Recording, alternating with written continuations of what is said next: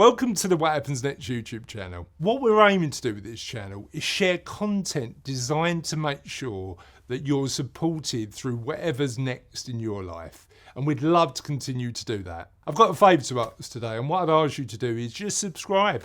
It costs you nothing, but it really helps us deliver really good quality content on a consistent basis.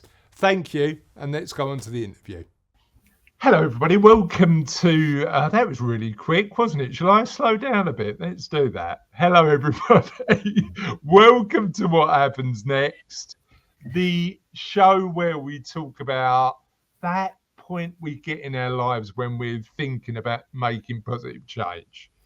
Often when clients come in and see me to talk about their financial plan, what's brought them to that point is a frustration, a point in their lives where they're thinking, I want to make change and I want to make sure I've got enough money to do it and I've put those sort of elements in place, but I want to have a conversation about that.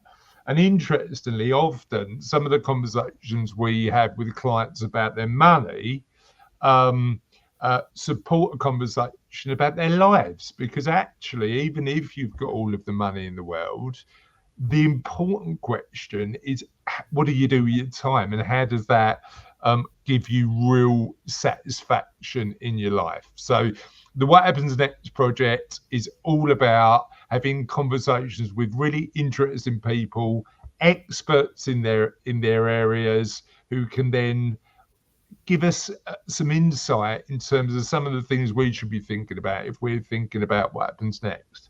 Now, before I start talking to Michelle today, and I'm really excited about the insight she's going to share, there's a few things that I'd love for you to do. We're on a massive mission with What Happens Next. And to be frank, my life would be easier and less busy without it. But we're on a mission to help as many people as we can. And the way that we'd love you to do that for free, and literally it would take 2 minutes of your time, is to like and subscribe to our YouTube channel, which you're watching right now. There'll be a button at the top where you can do that. But also what we'd love is for you to complete our free quiz. Now, you will see that there's a QR code on the screen that you can scan with your phone and complete the quiz. What does the quiz do? It gives you an insight in terms of where you sit from a well-being perspective. Now, why do we look at what happens next from a well-being perspective? It's often because a lot of the people who come to see us when they think about what happens next have high intellectual and occupational well-being. They get a lot of satisfaction from work. Financial well-being is typically fairly high. But they're also in a position where they've probably neglected other elements of their lives, in particular social, community, and physical. And what the quiz does is give you a starting point to see where you are from a well-being perspective, so that you can make the decisions you need if you want to make positive change. Hopefully that's useful, and I'm really excited about the conversation today. Firstly, I want to talk about the Olympics, right? Because Michelle is we're recording this just before Paris 2024, and you're off to the Olympics, Michelle. I am, and I am so excited. As I say that, I'm getting goose pimples because it's just, yeah. We're going to see the last night of the athletics. Right. So, and I love watching the athletics. I just love the atmosphere in the stadiums. I love the excitement of seeing things right before your eyes. So, yeah, can't wait. I've got to tell you my Olympic story before we start. I loved London for the Olympics because I'm from East London, so my original home was 10 minutes away from Stratford, so it was really it felt like it was coming home. And I got loads of tickets, so I'd got tickets for the handball and the Paralympics and the Aquatic Centre. I'd got loads of tickets, but on the day of the opening ceremony, I'm watching from home, and I to be frank, I had a glass of wine, and I decided to order some tickets for the football. And I wanted Brazil, England at Wembley. And I couldn't get these tickets. The opening ceremony stopped. I went to bed. Got up in the morning and Cassie said to me, oh, I got those tickets for you. I was like, brilliant. I couldn't get through on the website for ages and you managed to get them straight away. She went, yep. So kick off 2 o'clock. I went, are you sure? Because I thought the kick off was at 6. She went, yeah, kick off 2 o'clock. I went, can you just quickly check that we've got the right tickets? She went, yeah. So went and sort of booted up the laptop and looked at what tickets she went. She went, it's a bit of a problem. You wanted England, Brazil. I actually got Japan, South Africa. I was like, okay, but that's fine. You know, like sort of, it's not England, Brazil, but we can live with that. Yeah, there's a slight other thing. It's not at Wembley. It's at the Millennium Stadium in Cardiff. Oh no. And because I was so excited about the Olympics and saw a lot in the Olympic Park and funny, went to Wimbledon to see the tennis, I drove to Cardiff to watch a game of a 0-0 draw at the Millennium Stadium. But I had a great day with my daughter along the way. So actually it was like, and the bit I love about the Olympics is the sports you realise you didn't know you liked. So what's that sport for you? What's that sport for me? Well, we did quite a few events at London 2012. And actually, I'm kind of not answering your question here. I'm kind of going in the opposite direction, but we had we had tickets for the shooting because it was just literally down the road from us in Woolwich. And we'd been to the opening ceremony the night before, went to watch the shooting, and it was not at all dynamic because it was pistol shooting. Right. And it was like, oh my goodness me, I don't really get, well, obviously you've got the target, you get a sense of what they're doing, but it was just one of those ways. There's no movement, is there? No. And I'm ashamed to say I fell asleep. So sounds about as good as my 0-0 draw, but I love it. You know, the one I'm loving at the minute, and we will talk about a bit of what happens next and stuff, but the one I love at the minute, and it was introduced in Tokyo, I believe, is the rock climbing. You know, that element of that, that is such a, I know it's only 10 seconds, but such a dynamic event. It's absolutely phenomenal, brilliant. Isn't it? Yeah. And actually, in answer to your question, skateboarding, I thought that was just incredible to watch. So yeah, love it. So let's talk about, we've done the Olympics now. I've shared my embarrassing story. Tell us a little bit about you. Let's start off with that. Okay. Well, you might be able to tell from my accent that I'm not a Londoner. I'm an adopted Londoner. We moved down here from a place called Fleetwood in Lancashire about just short of 18 years ago. So we sort of moved into a city environment at a point in our lives where most people are moving out for a quieter life. Right. So I was 35 when we moved here. And it was quite a culture shock, I have to say. But we're still here nearly 18 years on. So I think that kind of tells you that we were probably meant to be here. And I wouldn't be anywhere else, to be honest. But back then, I'd just finished a master's in people management and development. And there's not much going on in Fleetwood. So the driver for moving down here really was career. We'd put our house on the market in Fleetwood with the intention of just moving a couple of streets away, and then a chance discussion after a weekend away here in London about how amazing it would be to live down here just started a whole chain of events. And kind of got us thinking about something different. And once you open your mind to possibilities, you know, you can end up going on a completely different journey, which is what happened for us, really.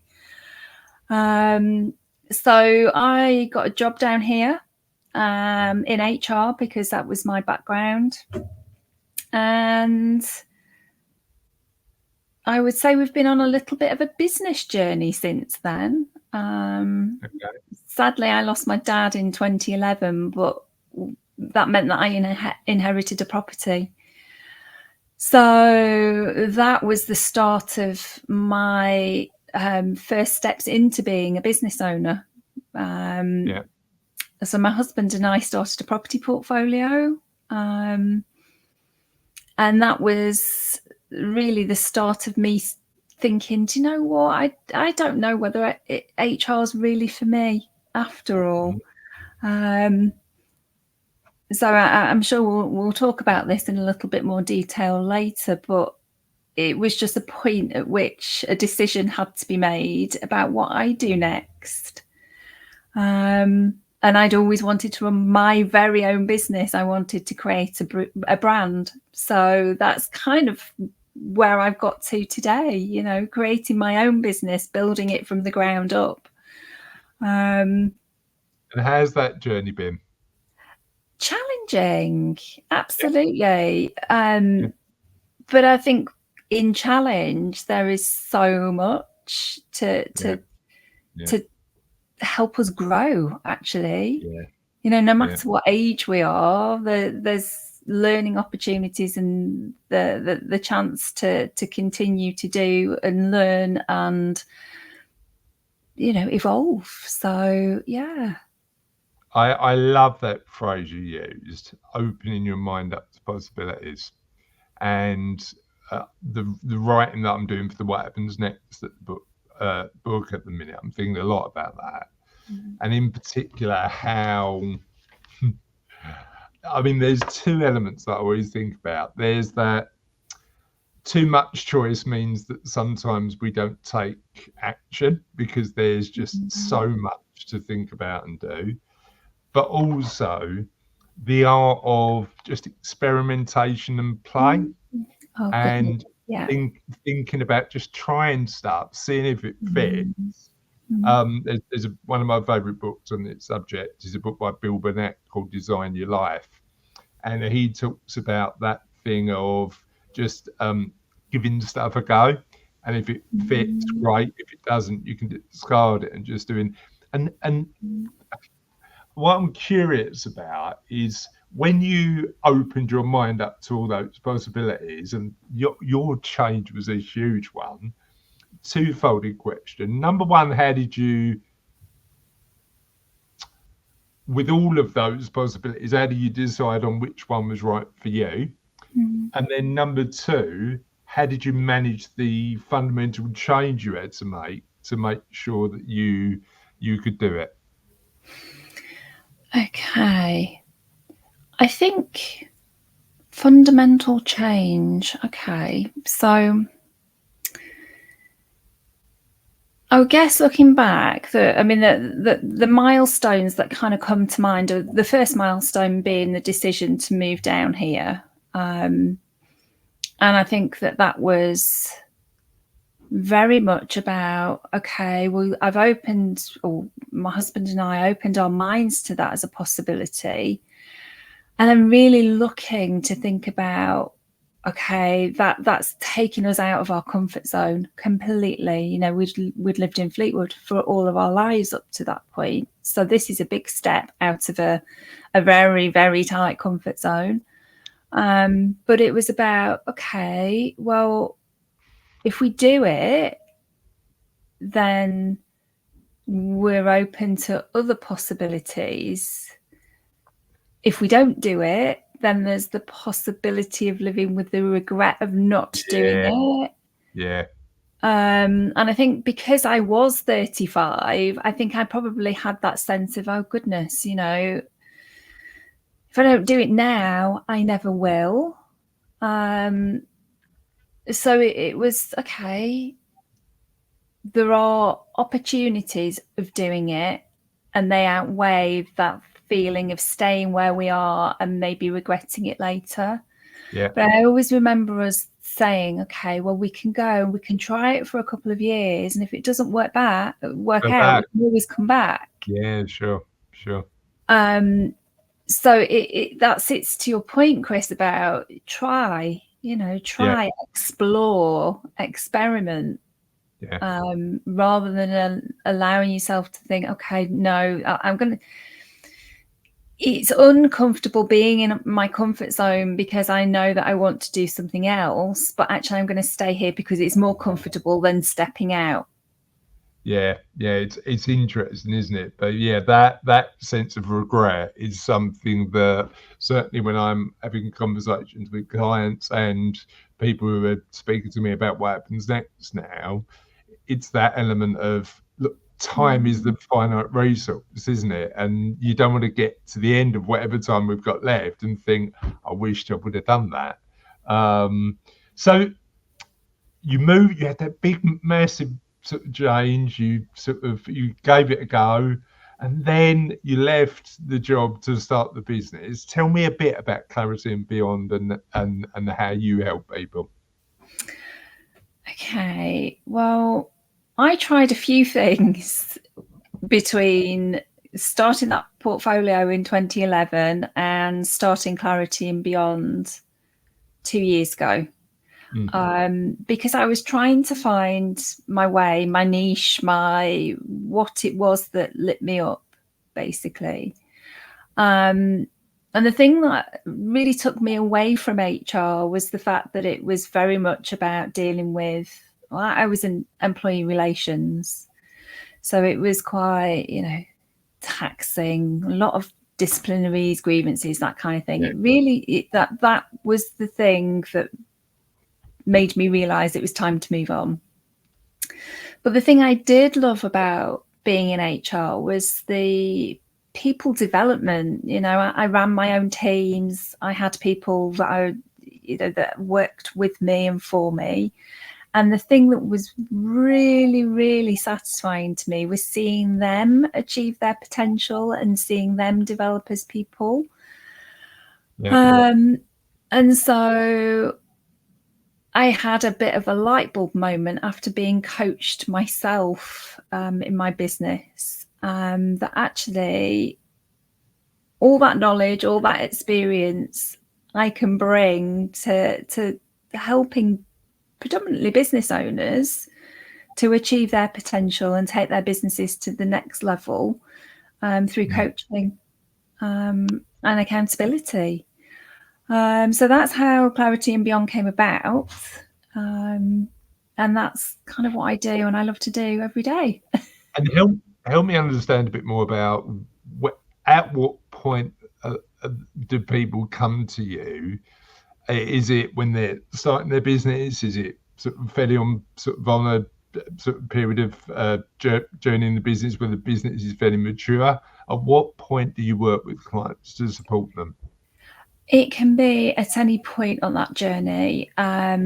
However, my real focus is on the predominantly business women who have got so far in their business journey, but they're coming up against what is probably a self-imposed glass ceiling. So they know they can do more, but for whatever reason, they just don't seem to be able to take that next step. Because I think we a lot of the women that I work with have had corporate careers. They've probably had a similar journey to me. They've done the study, they've had the career, they've got the skills, the experience, the knowledge, and an awful lot of wisdom.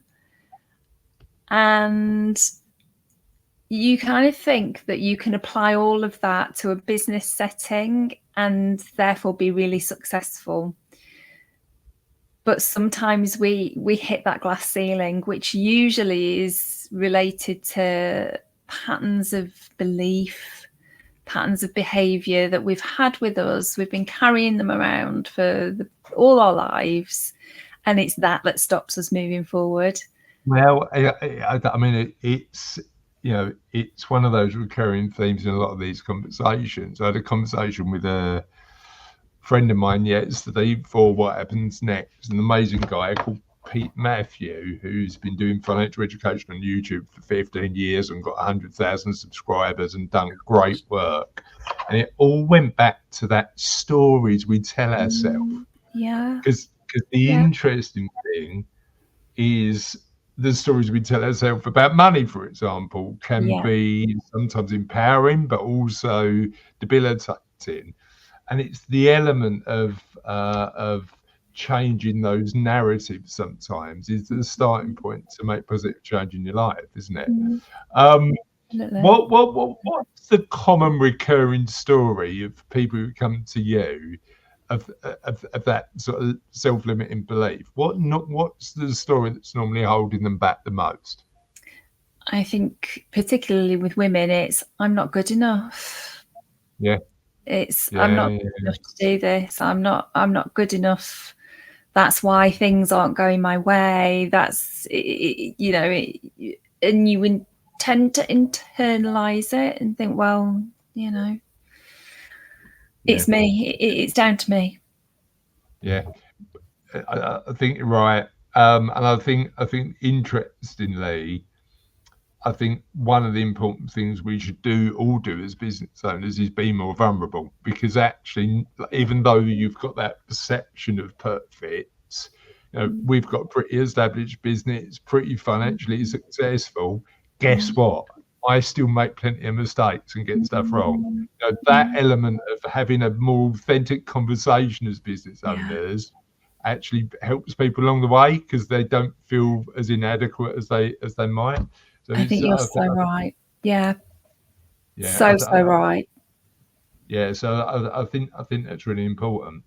Tell me a bit about what I'm really curious about. I had a conversation last week, Michelle, that was really interesting.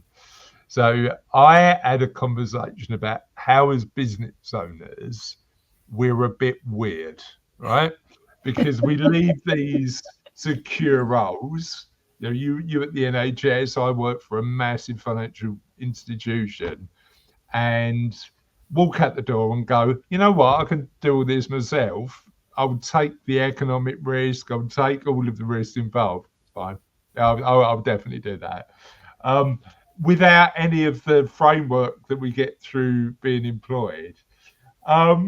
So tell us a little bit about what was the point when you thought, you know what, this is what I'm going to do, and what was the so for me, it was, I went into the office one day in town. I was in Aldgate, looked at the wall, and they had these massive wall with all the values of the business on the wall. And actually, my lived experience of those values was completely different to what it said on its wall. And I went home and said to Cass, I think we can do it better.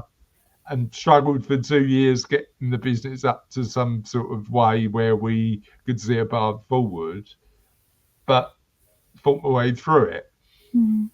So tell me a little bit about what was the inflection point for you? What was the bit where you thought, right, this is the reason I'm doing it? It was a realization, and you've kind of taken the words out of my mouth a little bit, really, because it is about core values and life purpose. Yeah. I think that is, the two together are just absolutely fundamental. And I was working in the NHS, so when you think about core values and purpose, that was wonderful. What a wonderful environment to be working in. But actually, if what you do day to day isn't the thing that really speaks to your soul, Yeah. I don't think you're ever going to be happy. I think you have to find your what do the Japanese call it? Is it ikigai? So Ikigai. So it's about, who are you fundamentally as a person? What are the things that matter to you, and where do you see your legacy, or what do you see your legacy as being? And I think a great exercise that I sometimes do with clients to really get to understand what is important to them is write your own retirement speech. You know, what Yeah, do you want to be recognized for? What are the things that you wanted to have achieved in your life? And what will make you feel that you've got there? You know, what are the things that are going to really make you feel as though you've lived your purpose and your values? it's interesting, isn't it? Because a lot of the people watching this and a lot of individuals who are thinking about what happens next might be of a certain age where they're thinking that their working life is come to an end, when in actual fact there's so many more people who are having this next chapter and thinking about what's next. And my version of your write your own retirement speech, it's has to be handled sensitively, but thinking about what you'd want in your eulogy is an Yeah, interesting one, isn't it? yeah, Because actually in that chapter you're going, well, what, like if I've done that, I'm really proud of doing that. The what happens next element is the bit where I can really have, and again, having a conversation about about it this week. In the first couple of years, first few years, we as a business we had to be financially sustainable. When I think about my legacy and my purpose, it's more about positive impact now. And even though we need to be commercial to deliver that, it's interesting how that focus shifts over time. But yeah, really interesting. I know that I was doing the research for this interview, and you talk a lot about failure and the importance of going through failure, like we've all gone through. What have you learned from the times you've failed, and how do we reframe failure in a way that actually serves us as opposed to holds us back? okay. There's lots of sort of sound bites that come to mind when I think about failure and how we can reframe it. And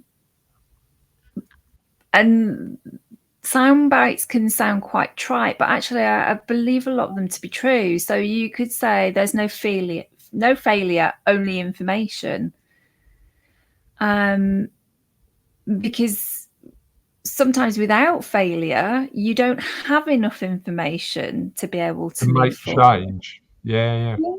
Yeah. So, and if you think back over history to some of like Thomas Edison, great inventor, but how many failures, if we're going to use the word, did he have before he discovered the incandescent light bulb?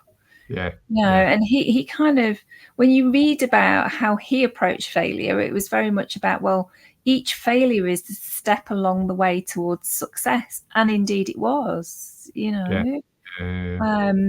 You think about Elon Musk with the space program and how many times that hasn't worked out. But ultimately, each step is a step on the road towards finding the bit of the puzzle that gives us the next step. Yeah. That's really interesting. And I think when we're thinking about what happens next on that, the element that's interesting to me is trying stuff and not liking it is absolutely part of the journey, isn't it? Trying stuff and actually not doing it. And I think, I think it's interesting when you think about this sort of stuff, because it can sound quite cliched and try it. But I like it's either a win or a learn. Just so simple to go, right, okay, well, yeah, it's either successful or as you say, I've learned something that I can then use for the future. Definitely. And if you, just to your point earlier about when we were chatting about play and learning and how over the course of our lives we can pick up patterns or beliefs that don't serve us. We think back to babies when they're first learning to walk. You know, they don't just stand up and walk, they fall down Yeah, hundreds of times. yeah. But they don't stop, and we don't stop them. We encourage them to fall over, because in the falling over, the steps and the learning to stand up and the thinking about, okay, well, I'm kind of getting it one step at a time. Yeah. So why as we get older should we stop seeing things as opportunities to get better? Why So do we see them as failing? here's my completely untested theory, and we can have a conversation about this. My completely untested theory is that the reason is because of a social pressure to be seen as competent, and that competence then comes from that pressure of going, right, well, I know exactly what I'm doing, then avoids, like, we want to avoid admitting failure or failing. But also that means that we don't try as much. So I suppose the big thing, particularly when we get a bit older, is how do we then revisit those childlike traits of curiosity and playfulness, and but without impacting our own identity, because there's a counterbalance there, isn't there? I think there's ways that you can introduce play to everyday life, you Okay. know, absolutely. And what I think is that, well, in fact, actually, the scientific research about it, that process of play and experimentation is what opens your mind to creativity. And if you Yeah. open your mind to creativity, then you see more possibilities. You're more open to, okay, well, that didn't work, but maybe this could. And we step out of that trying to solve kind of mindset where we look at the problem and all we see is the problem. Whereas if you take your mind to a much more creative place, as I say, you're able to see more possibilities. You might start thinking of weird and wonderful ways to solve a problem. But in getting your creative juices flowing, you might then find yourself in all of that with a solution to a problem that you would never have thought of without having, Yeah. got into Yeah. that place of fun and play. Completely get that. Well, how might that fit practically? So, if somebody who's not particularly imaginative, how might that work in somebody's life? So, give me a practical example of how, if somebody was thinking about setting up a business, how they might play a bit to get there, to work out where they are on the path. Really simple, straightforward thing to do: get a big piece of paper and some felt tip pens, and just use words or use drawings, or just suspend your adult thoughts that this is like colouring in and being like a child. Forget that. Just go with it. Just go with the Yeah, flow, I, and I don't love overthink. I love that. And there's a question that we share quite a lot on what happens next. There's a planning process that we, again, from Bill Burnett's book, that talks about three cards. So he says, card number one's the king. If you could live your ideal life, what would it look like? Card number two is the jack. If everything went wrong, what would you be happy with? So plan for the best, prepare for the worst. But the one I absolutely love, and the one I talk about quite a lot, is the joker. And the question you ask is, if you knew you'd never run out of money again, but you knew nobody would laugh, how would you spend your time? And that element of, like, knowing nobody would laugh is the bit where you go, well, I can do anything now, can't I? Because Yeah, that social element is taken away, which is yeah. what I really like. Talk to me about how coaching fits in helping and supporting somebody if they're thinking about what happens next. I think a coach can help you get out of that space of not being able to see the wood for the trees, not being able to kind of, or having a sense of indecision, or not really knowing what your core purpose or values are. Because if you start on this journey alone, you might not necessarily, you might get to that glass ceiling again. You might get to the point where you're thinking, well, I don't really know. I need somebody to kind of facilitate that for me and help me to see it and understand it. And I think the other real powerful element of coaching is accountability as well.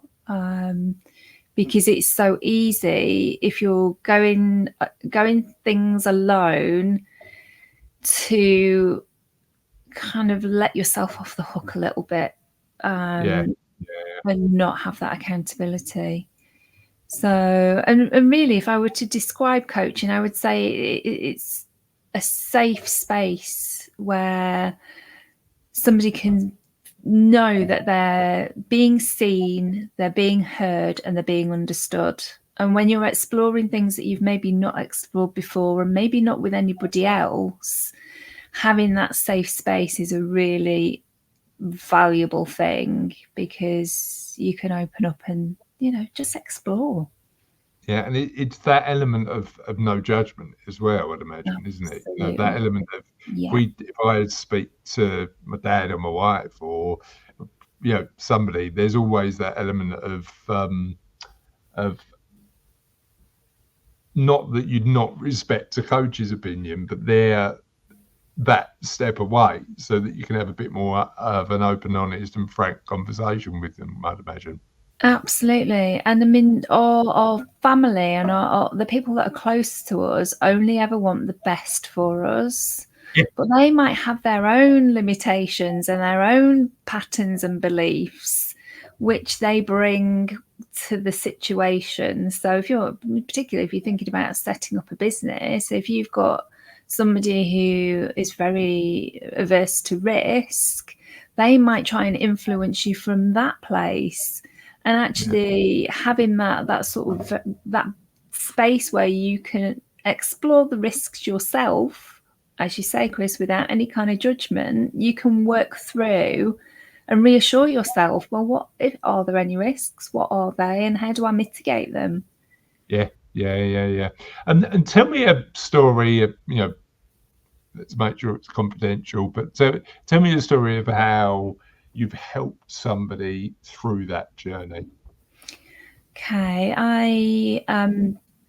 I helped a midlife woman recently through a breakthrough day. So I offer intensive personal breakthrough days, which is like a tailored session, 7 to 8 hours of just getting in the room and really working on all of this mindset. That is a group. Yeah, no, that's one-to-one. And she'd had a really successful corporate career, but she wanted to branch out. She had her vision of setting up her own business. She could see it in her mind's eye. She had planned out what she was going to do, but she was carrying a lot of baggage with her from things that had happened in childhood, situations that had happened to her over which she had no control. And that had left her with a sense of, well, people like me don't do this sort of thing. So we worked through the negative emotions that were in that baggage. Basically, we unpacked that, and using the sort of distance of time and looking at the situations from a very dissociated way, we were able to get her to see the learnings that she could take from those negative emotions and how she could positively move forward and leave them where they were, and take all the things that she'd learned into her new business and apply them in a really positive way. And her business is now off the ground. Talking to her now, her language that she's using with herself is completely different, and that's the real reward for me, to be able to hear the language before and the language after, and the progress. That's what it's all about. Yeah, and I'd imagine seeing that progress is rewarding in its own right. Where so when it comes to coaching, I'm often always curious about this, because of that nature of change, that nature of evolution. How do you feel about a coaching journey, and do clients continue to work with you, or is it I put you on the path, here you go? How should it work, and how could it work with your clients? It becomes more light touch for me, because actually, if I've worked on things like negative emotions, limiting beliefs, and I've got somebody to a point where they can make real progress from where they are, being there, for a check-in 6 months down the line, great. But I like to think that they move on. Yeah. And they might well. And there's always that element of giving somebody the tools to use that itself, isn't there? That's the element. Yeah.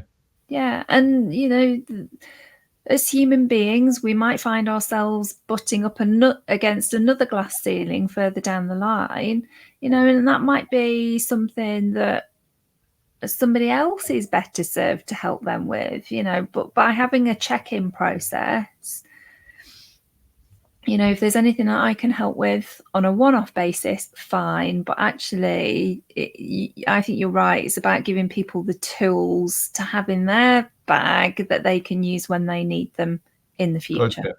Completely get that. Now, there's a lot of coaches who do all sorts of different work to support people in their own specific areas of expertise.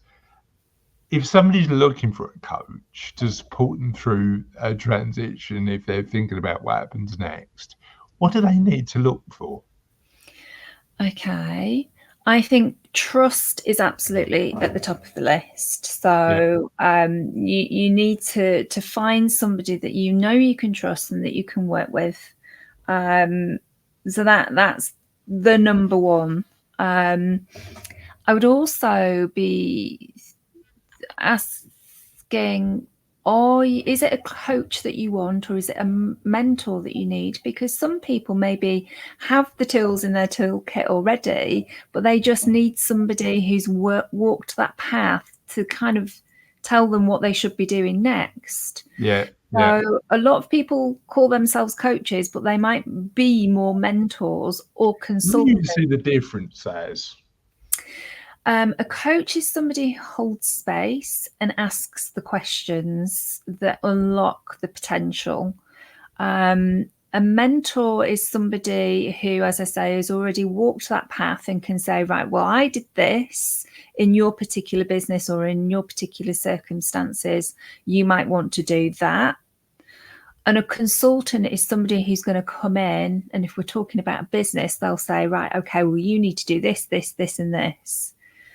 Yeah. So coaching is very much about unlocking your potential and being true to yourself. And the others are much more about the practical, do this, do that, consider this, consider the other. Where do you think people need to start? I think it depends what they need. And I would say we all have the potential. We've all got all the resources we need. A coach will help you unlock those.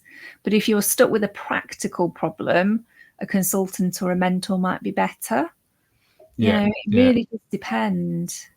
Yeah, it depends on the challenges you're going through at that particular point in time. So trust is one factor. What are the others? Trust. I think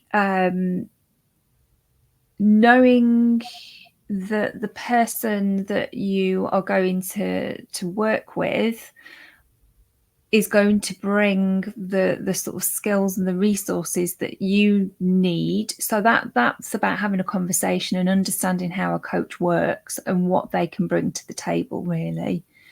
So for instance, I use NLP and hypnotherapy, and if somebody is thinking, no, that's not that, I'm not really interested in that, I just want to sit and have a conversation, I don't want to use any of those techniques, then they might not choose me, and it understanding exactly what the coach will do for you and how they will do it is definitely good to understand. Okay, tell me a bit about that, because I'm curious. Hypnotherapy, how does that fit into the coaching process, and why might that be useful for somebody who's trying to think about what happens next in their life? Okay. So hypnotherapy can be really powerful for moving past some of the blocks and the limitations, and all of those patterns that we carry with us. So it can be used to as an add-on, really, or as an alternative, because some people really like the sort of the relaxing and calming effect of hypnotherapy. Gotcha. Particularly if Gotcha. they're quite stressed or anxious. Yeah. But it's about that link between the conscious and the subconscious mind, and kind of getting them to work for you rather than against you. Yeah. 100% get that. So you've got somebody who's thinking about what happens next. You've gone through your own what happens next journey a couple of times with the move and starting a business. What tips would you provide somebody who's thinking about what happens next? And if starting a business is part of that journey for them, where do you start? Okay. Well, I think regardless of whether business is in the frame or not, I think the real first step is thinking about, what am I about? What are my core values? What is my purpose? What do I want the next stage of my life to look like? What do I want to achieve? And kind of work back from there. Oh, so let's look at that as an example. What is it? What can we do? And what practical thing can we do to make sure that we're getting closer to what our core values are? Okay, I would suggest journaling. I think that's and you've spoken about writing your book, the power of actually writing words, of sitting down and putting something, committing it to paper, I think is really powerful. Yeah, So again, a pen and a piece of paper, what is important to me in my life? And try and think of the top 10 things that really light you up. What is important? Is it family? Is it happiness? Is it freedom? Is it money? It's quite an important one, depending on what you want to achieve in that next phase of your life. Is it community? Giving back? Volunteering? What are the top 10 things that are really important, and that if you fulfilled them, you would know that you were living your life purpose. yeah. I completely get that. Yeah, because it's all about that life well lived, isn't it? Just making sure that you're doing something. And I suppose the interesting thing is that evolution of purpose, because it does. My experience with working with my clients is that actually that purpose changes over time, because typically when you're in that sort of early middle age, when the kids are still a bit younger, and your purpose is to just, for me it was anyway, certainly to be the best dad I could be. Yeah. And still getting to a point where I was building my own financial independence and getting that. But then actually the evolution of purpose happens throughout ages. So how often do you think we need to think about purpose, redefine what it means to us, and look at how we see it, how it fits into our lives? I think it should be something that we do regularly. You think about the standard New Year's resolutions kind of thing, when you're setting goals, quite often we'll set goals that really don't resonate with what is really important, Yeah, we'll do the things we think we should say we should do. Yeah. And actually, what impact do we want to have? And actually, we have an impact on the people around us every single day. So just asking yourself that question every morning, maybe, what impact am I going to have today? What impact am I going to have on myself, my nearest and dearest, my friends, my community? Because then you're kind of checking in then with those core values. It's really interesting because I'm out of practice at the minute, but I need to get back to journaling. But for about 5 months, I journaled every morning, and it was a practice that I really enjoyed. And what was insightful is the questions I chose to ask myself, not so much the answers, but the questions I chose to ask myself. And the reason it was insightful is because one of the questions that I ask is, how am I going to make a positive impact today? And what that told me when I'm thinking about it is that making a positive impact in other people's lives is important to me. Yeah. So actually, it's often not what you write. It's the questions that you think are important to ask yourself are a link to your purpose. Yeah. And I found that quite insightful.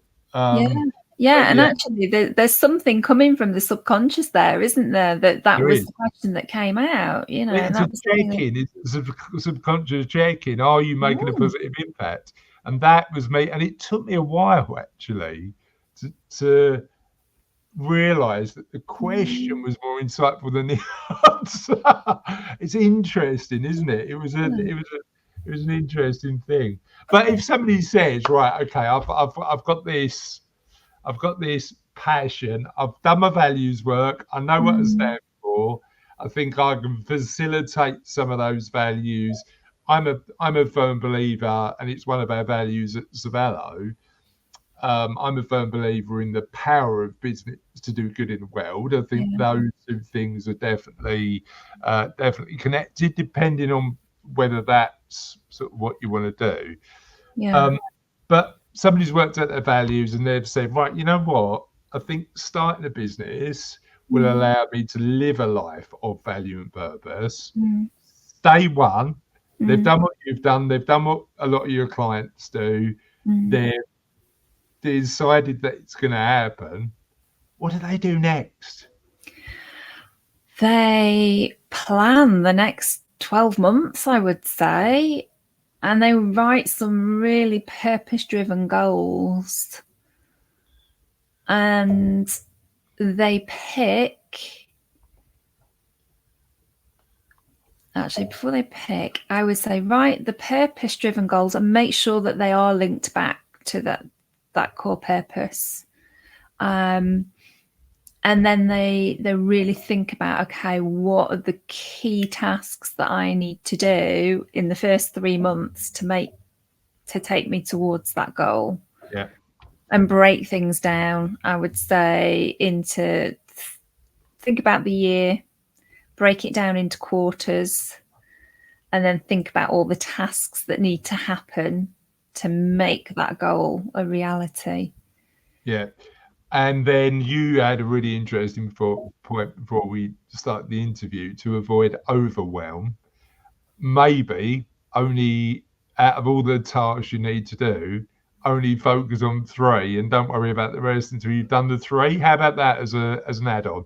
Yeah, absolutely. Because actually what we tend to find And I think most people would agree that this is the case. When we start a business, we think of all the things that we've got to do, all the hats that we've got to wear, and we create massive to-do lists of all the little jobs that need to be done.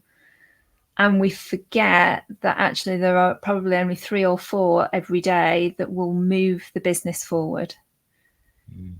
Yeah. So what are the big impact tasks, the ones that are going to add value and move the business forward? And what are the little things that actually we can often find ourselves procrastinating by doing?